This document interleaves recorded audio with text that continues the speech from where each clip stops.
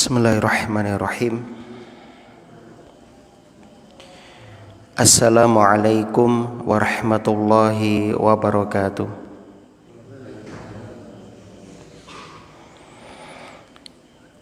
Innal hamdalillah nahmaduhu wa nasta'inu wa nastaghfiruh wa na'udzu billahi min syururi anfusina wa sayyiati a'malina.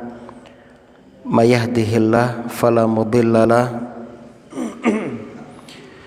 wa may yudlil fala hadiyalah. Asyhadu an la ilaha illallah wahdahu la syarikalah wa asyhadu anna Muhammadan abduhu wa rasuluh. Qala Allah ta'ala fil Qur'an, a'udzu billahi minasyaitonir rajim. Ya ayyuhalladzina amanu taqullaha haqqa tuqatih wa la tamutunna illa wa antum muslimun.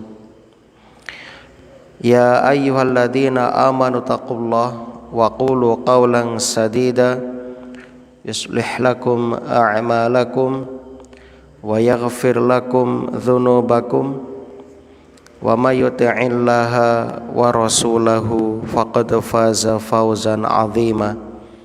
Amma ba'd. Kaum muslimin dan muslimah, jamaah salat maghrib, salat isya yang mudah-mudahan dirahmati oleh Allah di dunia hingga di akhirat. Alhamdulillah, kita bersyukur kepada Allah. Di malam hari ini Allah masih memberikan kemudahan, kesempatan kepada kita untuk dapat menghadiri pengajian rutin tafsir Al-Quran juz 29. Malam ini kita akan melanjutkan membacakan firman Allah yang terdapat dalam surah Al-Ma'arij. Namun sebelumnya, marilah kita senantiasa bersyukur kepada Allah dengan menjalankan semua perintah-perintahnya dan menjauhi segenap larangannya. Dan tak lupa kita senantiasa berdoa kepada Allah, mudah-mudahan ilmu yang kita pelajari menjadi ilmu yang bermanfaat. Allahumma anfa'na bima 'allamtana wa 'allimna ma yanfa'una wa zidna ilman.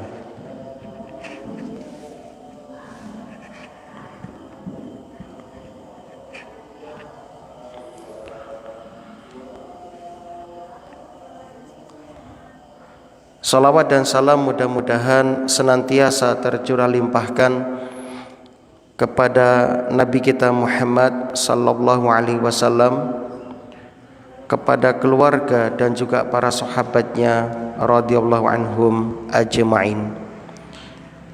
Allahumma sholli wa sallim ala nabiyyina Muhammad wa ala alihi wa ashabihi wa man tabi'ahum bi ihsanin ila yaumiddin. Alhamdulillah, tak terasa kita sudah mendekati ajal. Ajal atau kematian merupakan perkara yang sangat dekat dengan kita, namun kita sering melalaikan akan kedatangannya. Oleh karena itulah kami ingin mengingatkan kepada kaum muslimin bahwasannya Rasulullah sallallahu alaihi wasallam bersabda, innamal a'malu bil khawatim.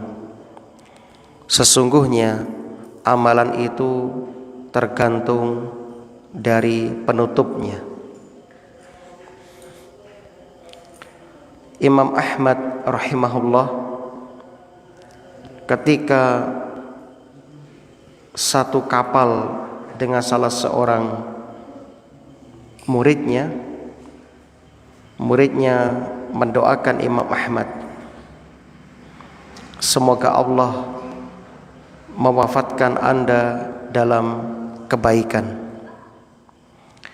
Kemudian Imam Ahmad spontan menjawab, di atas Islam dan sunnah.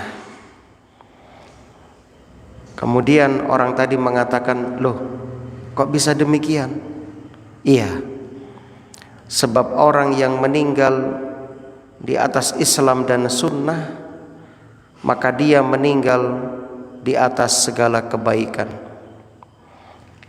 Maka beliau mengajarkan doa, Allahumma amitna alal Islam was sunnah. Allahumma amitna, ya Allah wafatkanlah kami, alal Islami was sunnati, di atas Islam dan sunnah. Hal ini juga disampaikan oleh ulama sebelum beliau seperti Fudail bin Iyad, Ibnu Aun, para tabi'in. Mereka juga saling mengingatkan agar kita memohon kepada Allah diwafatkan di atas Islam dan sunnah. Sekali lagi, orang yang diwafatkan di atas Islam dan sunnah, maka dia benar-benar di atas kebaikan. Mudah-mudahan Allah Subhanahu wa taala mewafatkan kita semuanya dalam keadaan husnul khatimah di atas Islam dan sunnah. Amin ya rabbal alamin. Alhamdulillah, melanjutkan kembali membacakan ayat yang ke-11 dari surah Al-Ma'arij tentang keadaan orang-orang mukmin maupun kafir kelak di hari kiamat, di mana semua orang itu akan lari dari orang-orang yang mereka cintai sewaktu di dunia. Saudara lari dari saudaranya, ibu dan bapak juga demikian lari dari anak-anaknya, dari istri.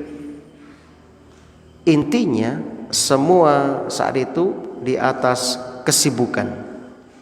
Mereka di atas kesibukan, sibuk dengan hisabnya masing-masing.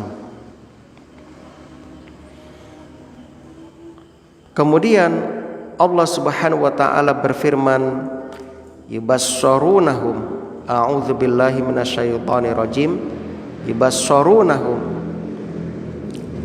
yawaddul mujrimu law yaftadi min adzabi yauma idzin bibani. Ini keadaan orang kafir kelak pada hari kiamat, di mana mereka itu sudah enggak peduli lagi, bahkan mereka siap untuk menebus diri mereka agar tidak dimasukkan ke dalam neraka dengan istri dan anak-anak mereka. Yubassorunahum, sedang mereka saling melihat. Yawaddul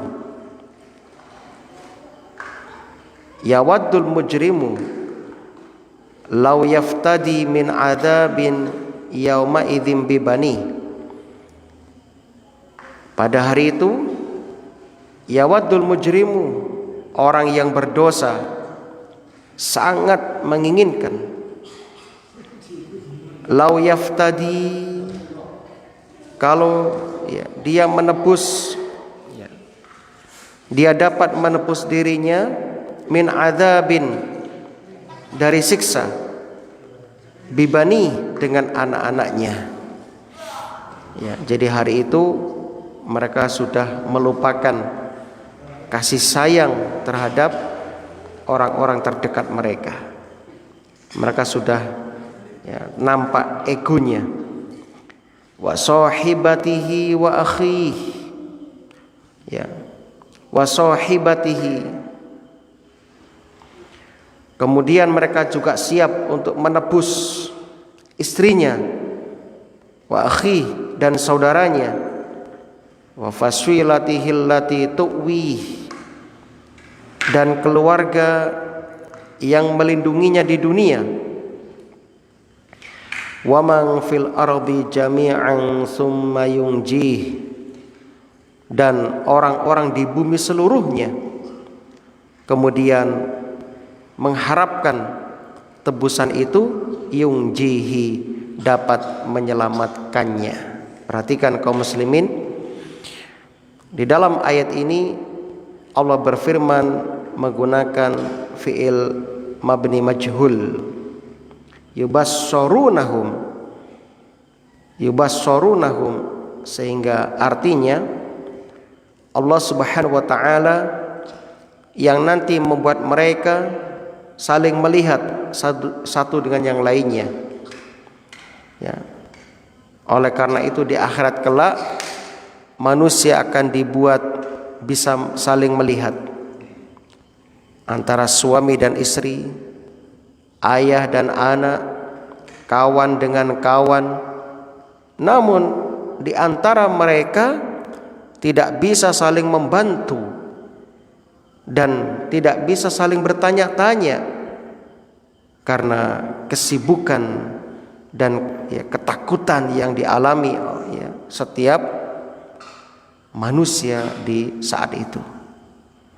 Saking takutnya seorang hamba pada hari itu, Allah menyebutkan tentang orang-orang kafir, yawaddu, mereka tuh sangat menginginkan, mereka tuh berangan-angan untuk dapat menebus dirinya dari azab yang pedih dengan anak-anaknya, dengan istri-istrinya, dengan bapaknya, ibunya, dengan kerabatnya, asalkan dia bisa selamat dari siksa Allah Subhanahu wa ta'ala.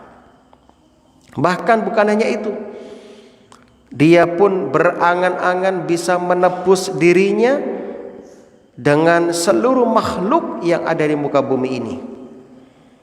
Jadi bayangkan, makhluk yang miliaran itu mereka ingin tebus untuk diri mereka sendiri. Berarti saat itu sangat menakutkan, dahsyat sekali, ngeri, siksanya tuh ngeri.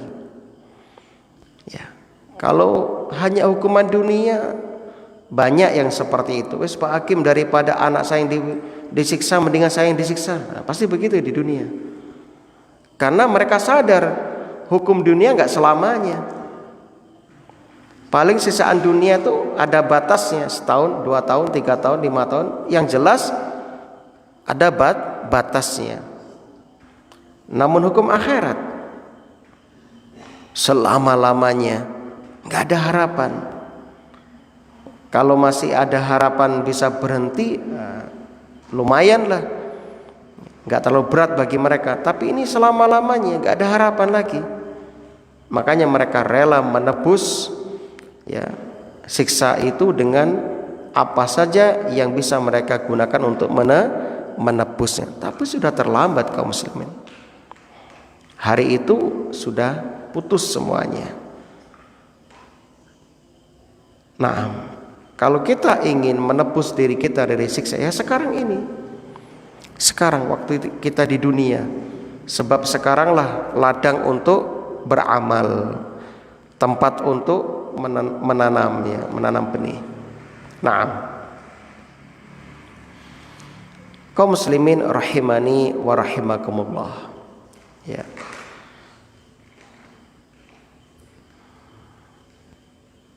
Yawaddu, bahkan sebagian ulama menjelaskan kalimat yawaddu ini menunjukkan bahwa orang-orang kafir bukan hanya berangan-angan, tetapi mereka juga mengutarakan angan-angan tersebut, menyampaikan,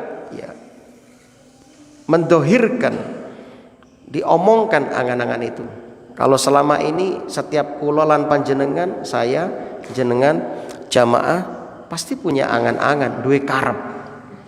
Tapi banyak angan-angan itu tidak kita sampaikan. Kita simpan rapat-rapat di dalam hati kita.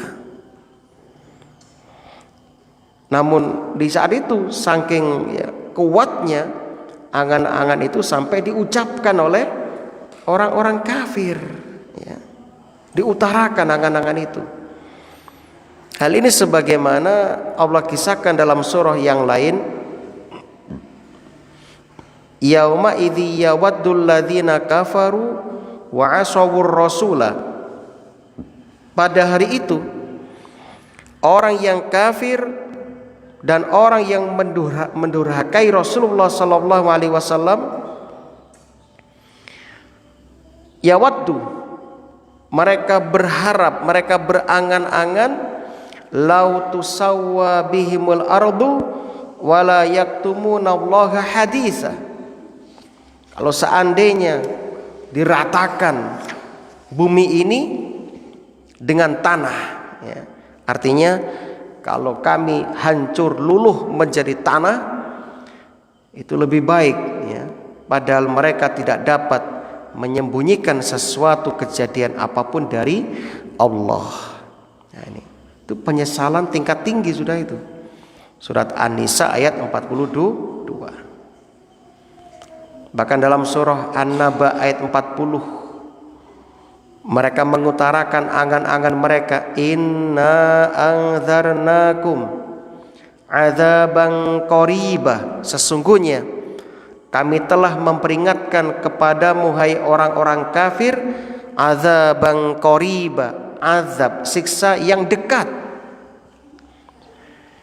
Yauma yanzurul mar'u ma qaddamat yadah, hari itu manusia melihat apa yang telah diperbuat oleh kedua tangannya.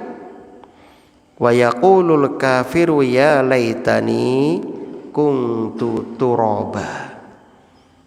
Berkatalah orang-orang kafir, ya laitani, alangkah baiknya, kuntu, seandainya aku menjadi turaba, tanah. Artinya ketika mereka melihat binatang dikisos lalu dijadikan tanah, mereka langsung berharap, coba kalau dulu di dunia kami menjadi tanah saja, yakni menjadi binatang, enggak menjadi manusia, jadi binatang, begitu maksudnya, ya. Maka kaum muslimin, ya, sekali lagi, angan-angan itu sudah tidak berguna, sudah tidak bermanfaat, ya. Jadi mereka saking takutnya kepada hari itu sampai membuat, ya, akal mereka rusak. Mereka ingin mengorbankan keluarganya, mengorbankan seluruh manusia, asalkan mereka bisa selamat. Namun ternyata Allah semakin menghinakan mereka, ya. Kalla innaha ladha, kalla, sama sekali tidak. Innaha ladha, sungguh neraka itu adalah ladha, api yang bergejolak. Jadi neraka punya nama, diantaranya namanya adalah ladha. Ladha artinya api yang bergejolak. Dados tiang-tiang kafir nggak daya angen-angen, bahkan meminta nyuwun dumateng Gusti Allah agar bisa menebus dirinya dengan keluarga dan kerabatnya. Namun ternyata Allah Azza wa Jalla menolak proposal mereka dan tidak mengabulkan permintaannya. Sebab itu hanya angan-angan mereka. Kemudian akhirnya mereka mendapatkan api yang bergejolak dan menyala-nyala, yaitu ladha, api neraka. Nazza'atal lishawa, nazza'ah, yang mengelupas, ya, lishawa, kulit kepala. Artinya api neraka tersebut bukan hanya panas dan membakar, tetapi api itu saking, ya, ngeri dan dahsyatnya, seakan-akan api itu tajam, bisa mengelupas kulit kepala. Bahkan bukan hanya kulit kepala, seluruh kulit dan dagingnya dan tulangnya ikut terbakar. Karena api di neraka itu nanti dilipat gandakan 70 kali lipat api dunia. Api dunia saja sudah membakar, apalagi api yang dilipatkan sampai 70 kali lipat. Tad'u man adbara wa tawalla, Masya Allah. Bahkan nanti neraka bisa ngomong, ya, tad'u, neraka itu memanggil man adbara, orang yang berbalik, wa tawalla, dan yang berpaling dari agama. Perhatikan kaum muslimin, di sini Allah berfirman dengan dua kalimat adbar wa tawalla. Adbar artinya berbalik, yaitu ketika orang kafir melihat Nabi Sallallahu Alaihi Wasallam, maka dia langsung berbalik, tidak sudi dan tidak ingin bertemu dengan Nabi, dan tidak sudi mendengar sama sekali ucapan Nabi kita Muhammad Sallallahu Alaihi Wasallam. Itu namanya adbar. Ketemu Nabi balik, ya, itu namanya adbar. Yang kedua, tawalla, berpaling. Setelah mendengar, mereka berpaling. Jadi orang kafir itu mendengar, mereka mendengar Nabi menyampaikan ajaran-ajaran Islam, mereka juga berinteraksi dengan Nabi. Namun setelah dia mendengar penjelasan-penjelasan Nabi, dia berpaling dan tetap memilih kebatilan. Itu namanya tawalla. Bedanya di sini.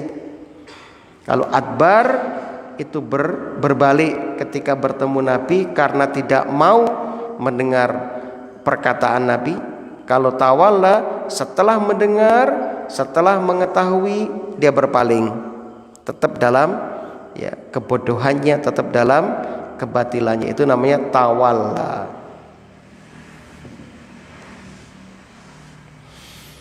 Dan dua-duanya dilakukan oleh orang-orang kafir, ya, sebagaimana dalam firman Allah surat Fussilat ayat 26. Wa qala alladziina kafaru la tasma'u li hadzal qur'an wa alghaw fihi la'allakum taghlibun walghaw fihi la'allakum taghlibun.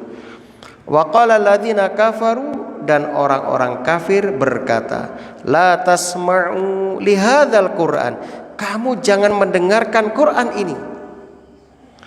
Walghaw fihi, kamu supaya membuat kegaduhan ketika Quran dibacakan. Jadi kalau ada orang yang suka mengganggu orang ngaji, ya, ada Quran dibacakan, kajian disampaikan, dia bikin tandingan, ya, di sebelah tempat ngaji itu diputarkan salon yang keras, ya, supaya gaduh, ya, dibikin kayak hiruk pikuk dan sebagainya supaya gaduh, nggak fokus mendengarkan Al-Quran. Maka mereka ini sama dengan orang kafir, ya. Wa iyasta'tibu la'alakum taghlibun, ya, agar kamu dapat mengalahkan mereka. Nah, begitu. Begitu juga dalam surah yang lain, tadi surat Fussilat ayat 26, surat Al-Anfal ayat 31. Bagaimana mereka berpaling setelah mendengarkan Al-Quran dibacakan. Kalau tadi dalil sebagai adbar, sekarang dari tawalla.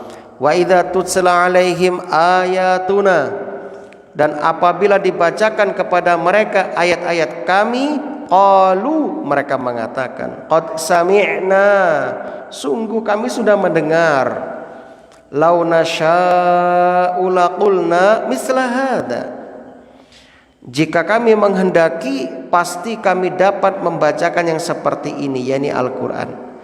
Tetapi in hadza illa asatirul awwalin, tapi Al-Quran ini tidak lain hanyalah dongeng orang-orang terdahulu, kata mereka. Ini berpaling namanya. Nah, maka di sini kita tahu perbedaan adbar dan tawalla. Dan keduanya modal orang kafir, ya, model sikap orang kafir, ya, dan kelak mereka dipanggil, ya, sebab neraka itu bisa ngomong, hai fulan bin fulan, sini kamu, masuk sini kamu. Nah, jadi nggak bisa kabur nanti, dipanggil oleh Quran. Nah, kamu di absen sama Quran satu persatu. Nah, ini di absen semua. Nah, piye lah wis duwe enak bukune ning kono. Makanya berdoa itu minta supaya wafat di atas Islam dan sunnah. Allahumma amitna alal Islam was sunnah. Dalil yang menunjukkan neraka bisa ngomong, surah Qaf ayat 30.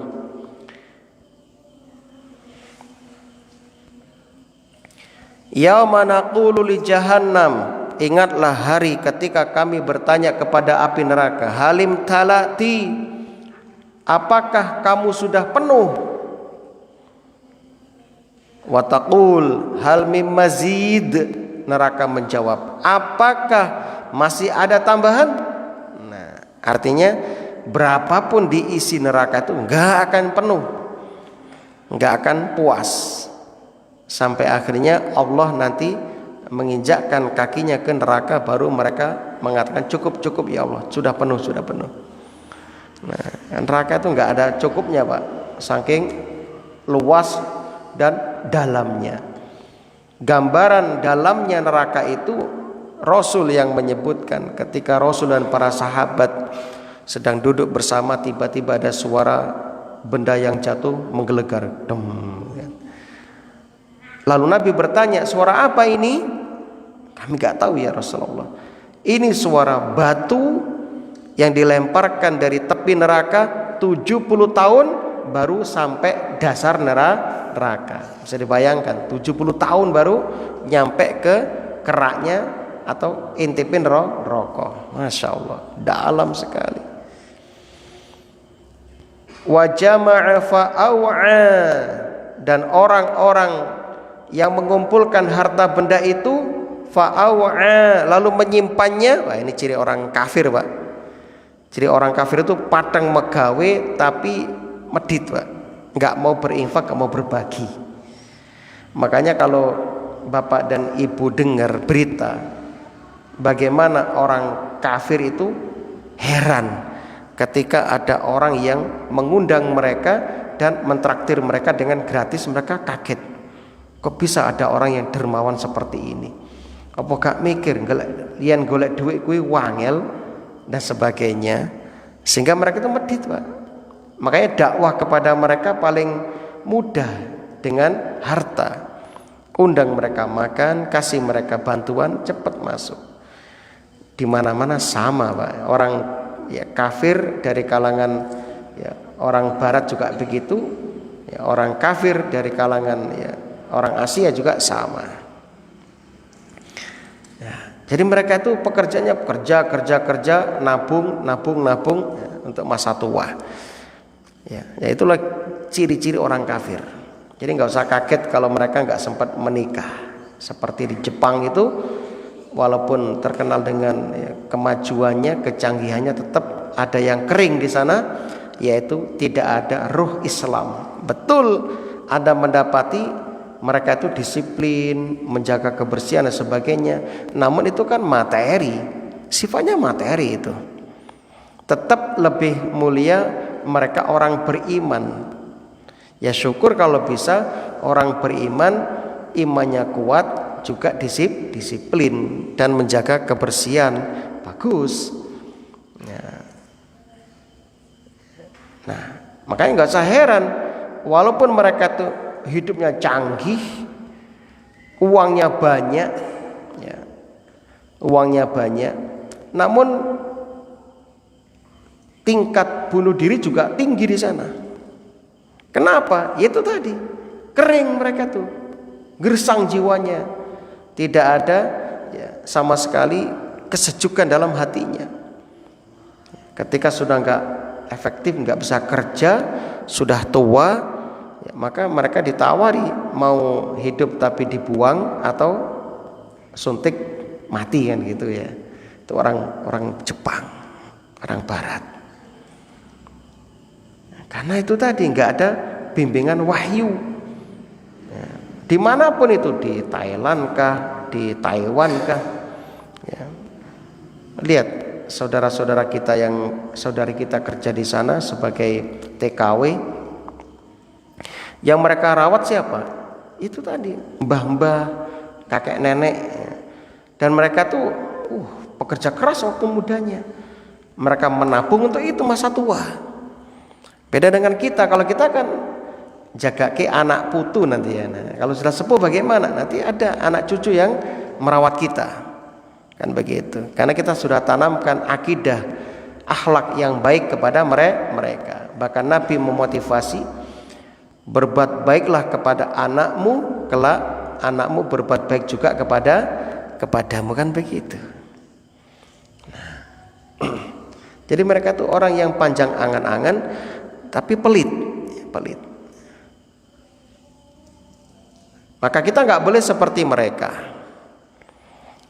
Hasan al-Basri mengatakan, aku membaca dalam Quran, seluruh Al-Quran menyebutkan Allah akan menjamin menanggung rezeki hambaku. Disebutkan berulang kali Allah maha memberi rizki, Allah maha rozak, itu sebanyak 90 kali. Sedangkan kefakiran, ya, iblis menjanjikan kefakiran hanya disebutkan 1 kali dalam surat Al-Baqarah. Anehnya, banyak orang yang lebih percaya kepada ucapan iblis yang menjanjikan kemiskinan, kefakiran cuma disebutkan 1 kali, tapi mereka tidak yakin dengan firman Allah yang menyebutkan Allah maha memberi rizki sebanyak 90 kali. Sehingga banyak orang itu takut miskin, takut nanti kalau nggak sekolah sampai gini mangan opo, dadi opo. Padahal fakir itu sebutkan sekali. Allah menjanjikan rizki kepada Anda diulang 90 kali. Ucapan iblis, asyaiton ya'idukumul faqra, setan menjanjikan kefakiran cuma 1 kali. Tapi kita lebih takut kepada yang satu kali itu daripada yang 90 kali. Maka lihat orang sekarang banyak stres. Kenapa? Khawatir. Kok laku gak iso kerja piye, mangane piye, kok piye. Nah, gitu. Ya. Sehingga sampai tidak mau berinfak dan berbagi. Ya, takut miskin, kan begitu.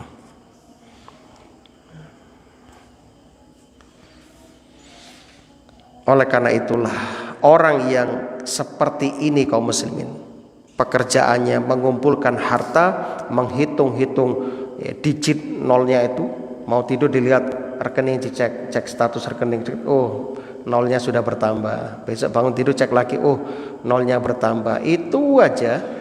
Maka mereka mendapatkan ayat khusus, wailul likulli humazatil lumazah, celakalah bagi setiap pengumpat dan pencela, alladzi jama'a malan wa 'addadah, yang mengumpulkan harta dan menghitung-hitungnya, yahsabu anna malahu akhlada, dia mengira harta yang banyak itu bisa mengekalkan dia. Kala, sekali-kali tidak. Orang ngono, la yumbadzanna fil hutamah, sungguh dia benar-benar akan dilemparkan ke dalam hutamah. Kaum muslimin, jujur, harta yang kita kumpulkan itu mau gak mau akan segera kita tinggalkan. Kekayaan tidak menambah usia, tidak menunda kematian. Kalau memang kekayaan bisa menambah usia, menunda kematian, Qarun gak akan mati itu sampai sekarang. Karena Qarun orang yang sangat kaya. Qarun itu, Qarun kaya raya itu, saking kayanya, saking terkenalnya hartanya, ketika bapak buat jurang, ngeduk ya ngeduk jurang ya, nemu peti neng lengkong, dikatakan wah harta korun ini. Nemunya neng lengkong, ternyata katanya harta korun padahal di Mesir ya. Nah, saking terkenalnya kan begitu ya. Maka kaum muslimin pahami itu. Dengan Anda berbagi, bersedekah, gak akan menjadikan Anda miskin. Dan gak ada kamusnya orang yang rajin sedekah menjadi miskin. Maka yakini ini. Itulah matematika langit.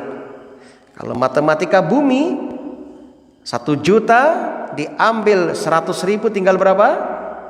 900. Itu matematika bumi. Logika bumi. Tapi logika langit, matematika Allah gak begitu. Ya, 1 juta diambil 100 menjadi 70 kali lipat, bahkan 700 kali lipat, kan begitu, berlipat-lipat ya. Nah, itu. Makanya kalau belajar itu ya pakai matematika langit aja, enak. Ya, enak ya.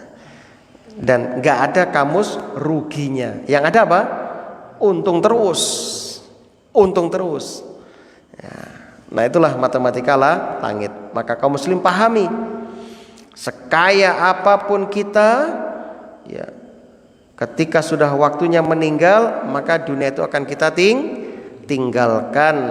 Perusahaan itu kita tinggalkan, langsung pindah kepada ahli waris ya.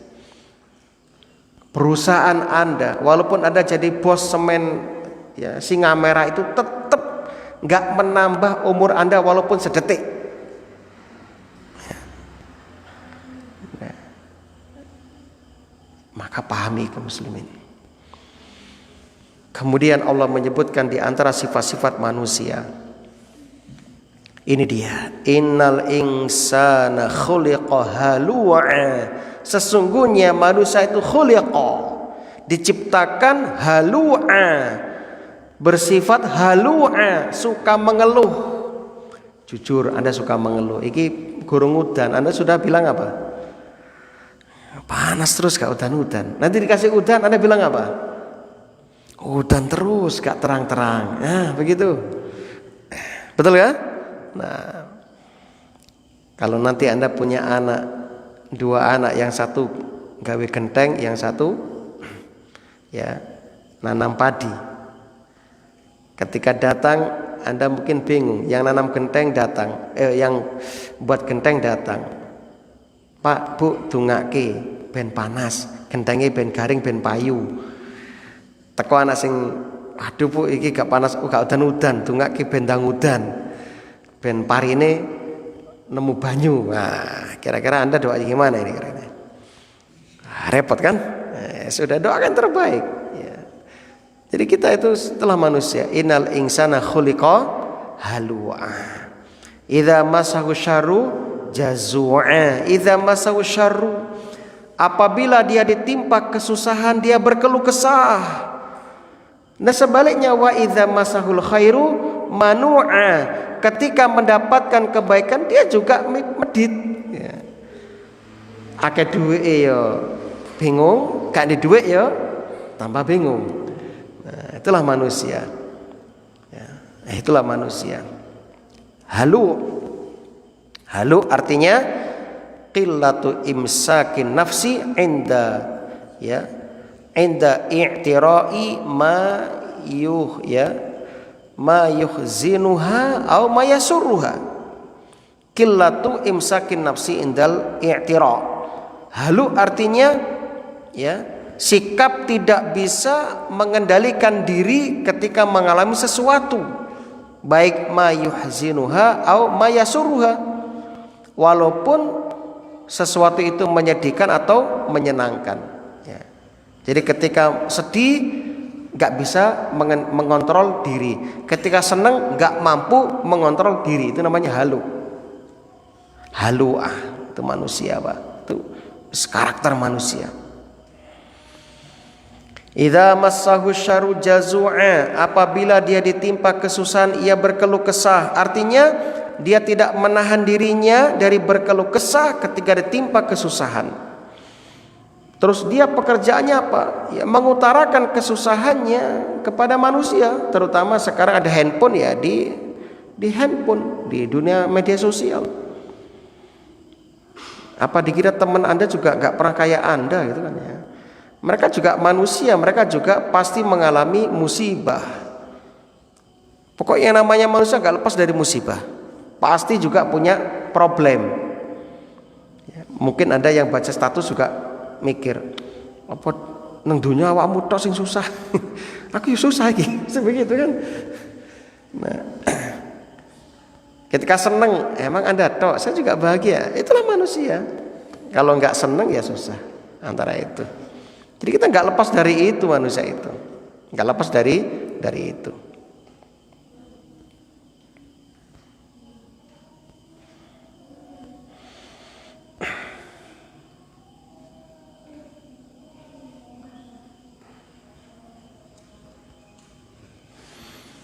Naam.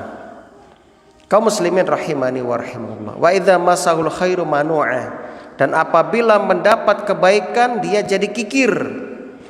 Ya. Dia ditahan, digenggam ya. Mau modit temenan guys, gak mau berbagi.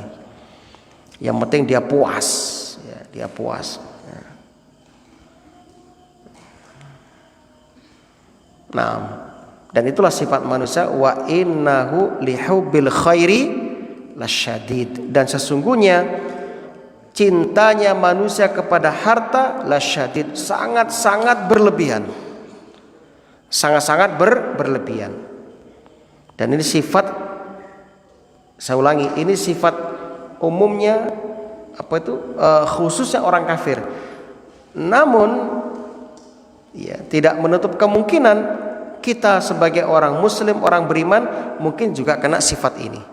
Maka kalau kita ngoreksi diri kita, bermuhasabah, nanti mau tidur kita muhasabah, ya Allah hari ini kebaikan apa yang sudah saya lakukan, keburukan apa yang sudah lakukan.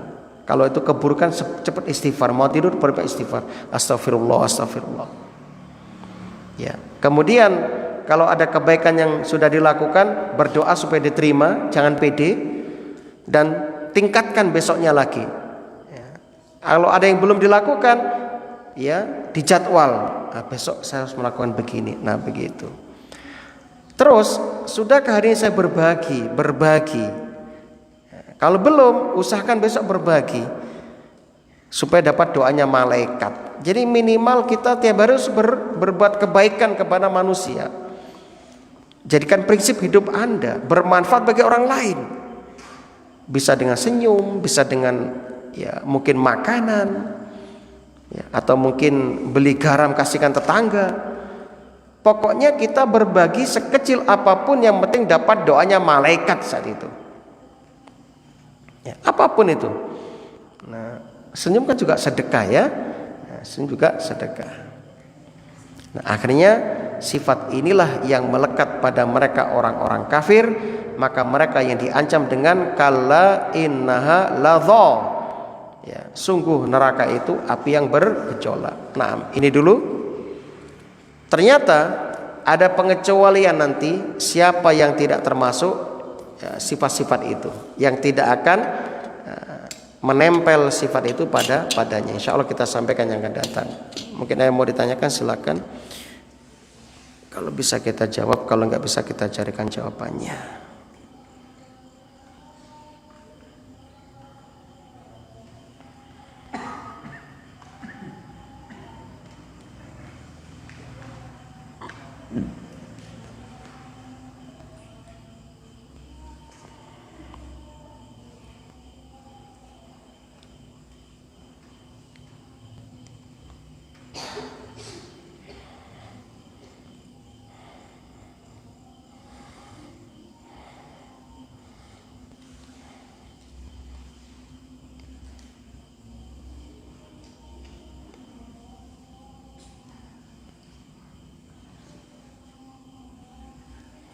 Kalau nggak ada, semoga ini bermanfaat. Subhanakallahumma wa bihamdika asyhadu an la ilaha illa anta astaghfiruka wa atubu ilaik. Assalamualaikum warahmatullahi wabarakatuh.